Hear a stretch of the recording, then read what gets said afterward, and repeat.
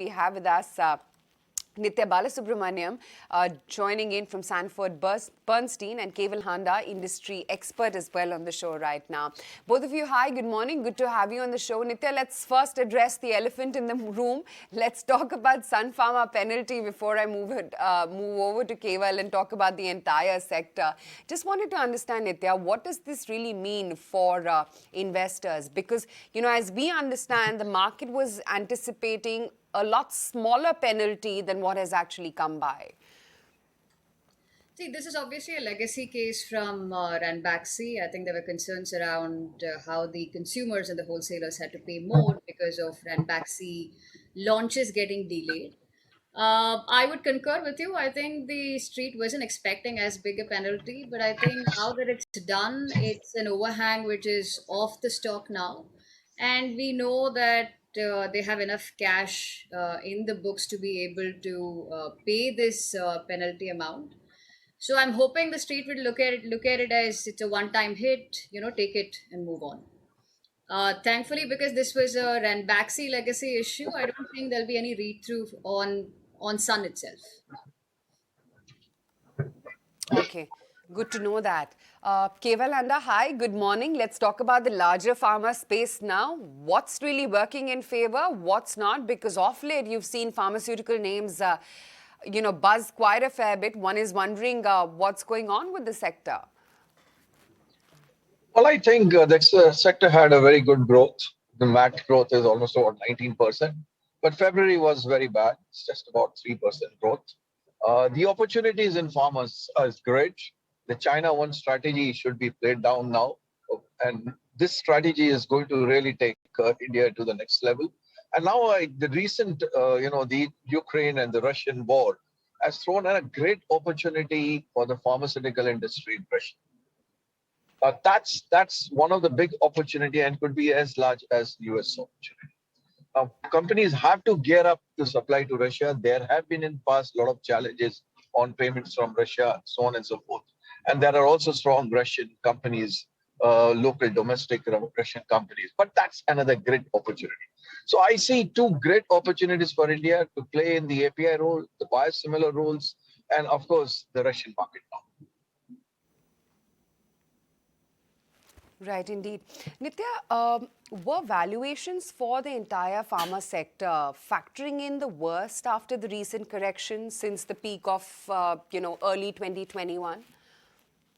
See, it was. I think starting middle of last year is when the sector started derating because of multiple concerns. There were concerns around US pricing deflation for generics being higher, RM and logistic costs being higher, and of course the start of FDA inspections, and therefore the assumption that there'll be more negative news flow. I think all of these were reasons why the stocks derated. And also from an India perspective, the assumption was that COVID is no longer going to support growth. So what will really support growth for these companies? I think these are all the reasons pharma pretty much shed a lot of what they gained in 2020 because of the rotation into the defensives. And therefore I think when the markets corrected even further with the uncertainty around the Ukraine Russia war, I think the market kind of looked at pharma therefore as a fairly reasonably valued sector.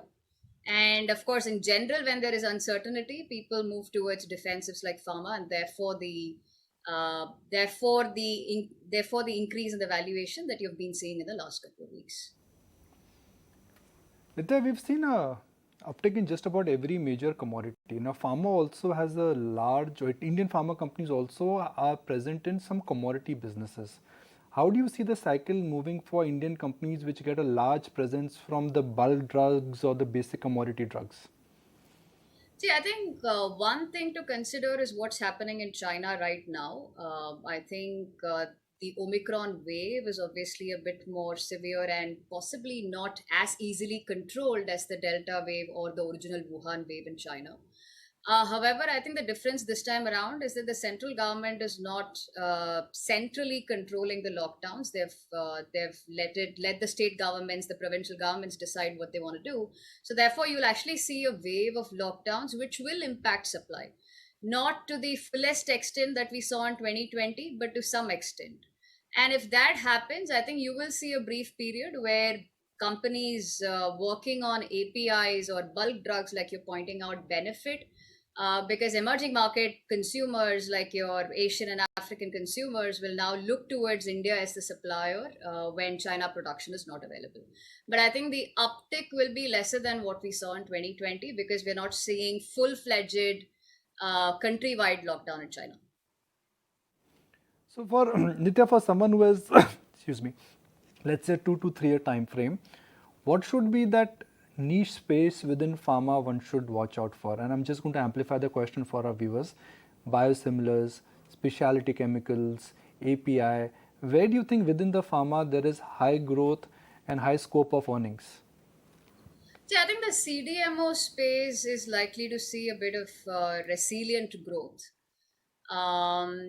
APIs, I think quality names will benefit from the China plus one strategy. I think it hasn't played out yet because it typically takes about 15 to 18 months for you to register an alternate vendor, right? So it's not something that happens overnight. So we just need a bit of patience for the China plus one to play out. So I think both the CDMO names, like somebody like a Gland, which I cover, or a Divi's, unfortunately, I don't cover the name. But I would assume that CDMO and API names should see a bit of resilient growth. When it comes to pharma, we are not seeing secular growth, right? So we're not saying that everybody will grow. While India can be a secular growth story, we believe US won't be. We therefore like specific names, like from a long-term perspective, somebody like a Cipla or a Sun. Cipla because of their complex generic portfolio, Sun because of their specialty generic portfolio. So therefore, I would say that in pharma, you need to be a bit more picky. There's some other space that you need to.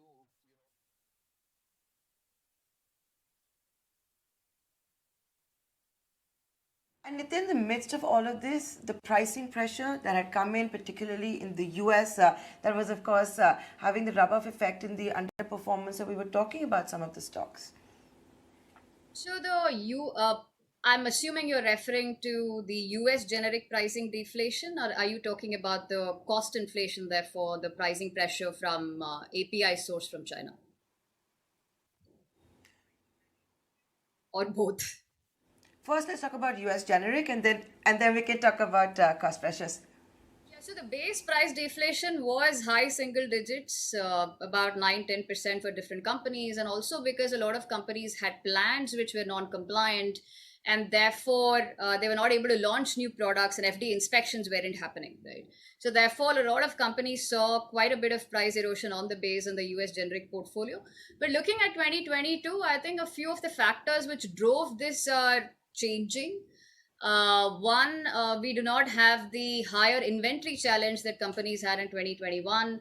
And we are seeing FDA inspections pick up. So I think companies will have an opportunity to present their plans for FDA inspection, get it cleared, and therefore be able to launch more products in 2022 compared to 2021. And therefore, I'm assuming this will be a far more normalized deflationary environment. We're assuming a 4-5% deflation in the base portfolio. That's what we would expect in 2022.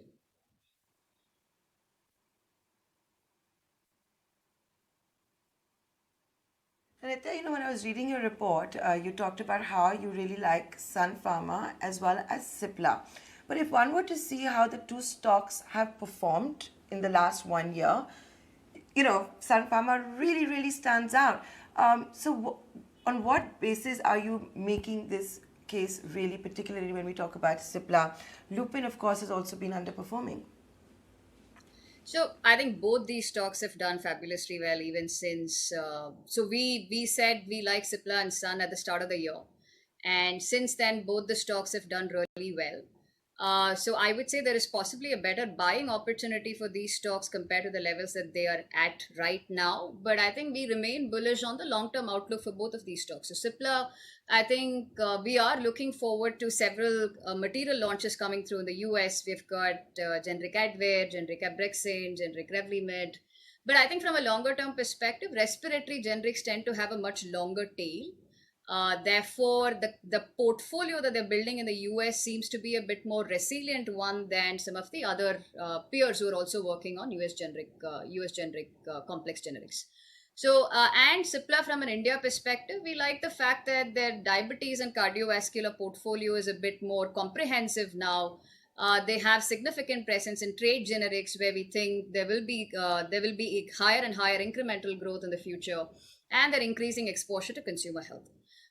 Looking at Sun, we still believe that the street is underestimating what the company can do with both Illumia as well as Winlevi, which is a recent launch in the market.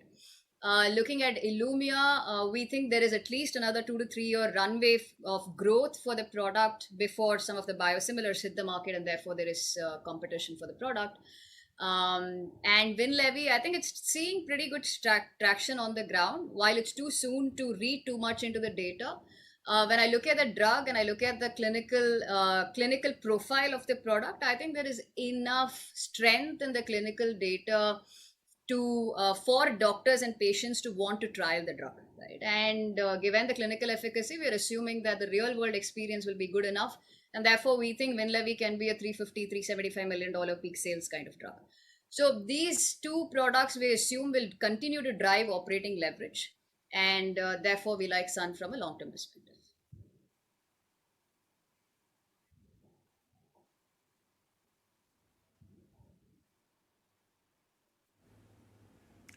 So you like Cipla as well as Sun Pharma. You are not as bullish when I read your note, or you feel not the right time for an Aurobindo or an Abbott. Do you want to tell our viewers why? So I think for Aurobindo, our thesis has been that they're right now, if you look at the base portfolio in the US, it's actually quite large. And unfortunately, the US generic market scale is not always a good thing, because the larger you are, the more your base portfolio is eroding, and the more the number of new launches you need to be able to cover up for the base erosion and grow on top of that. While Aurobindo is working on several complex generics opportunity, I think the filings are yet to materialize. And even if the filings materialize this year, these are products that are not likely to see the light of the day until late FY24 or 25.